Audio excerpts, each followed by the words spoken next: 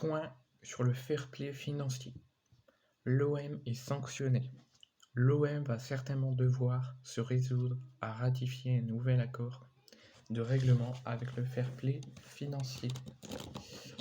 Le fair-play financier continue de suivre l'OM de près et après avoir réclamé auprès de 30 clubs, dont l'OM, une demande d'informations supplémentaires sur leurs comptes, l'instance de contrôle financier des clubs et de la Confédération européenne a adressé il y a quelques jours un accord de règlement à une dizaine de clubs, dont l'OM et le PSG.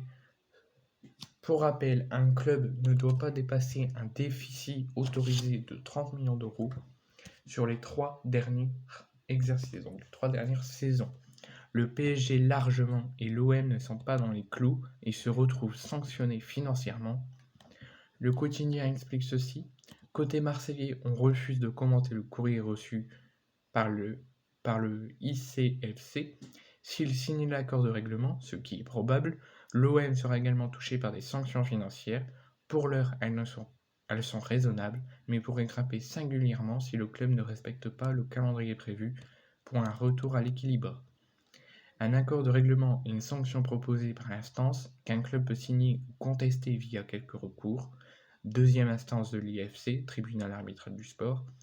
En 2020, l'OM avait déjà ratifié un accord de règlement avec une sanction de 3 millions d'euros et 15% des recettes en Coupe d'Europe sur 2 saisons.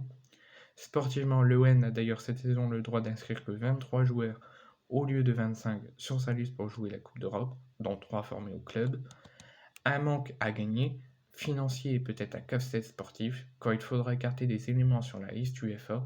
La saison dernière, l'OM n'avait choisi de se priver que de Luis Enrique et d'Alvaro en Coupe d'Europe, n'inscrivant que 22 joueurs, 20 joueurs non formés au club, et les seuls qui sont Camara et Simon Nkapitoubou en tant que joueurs formés au club.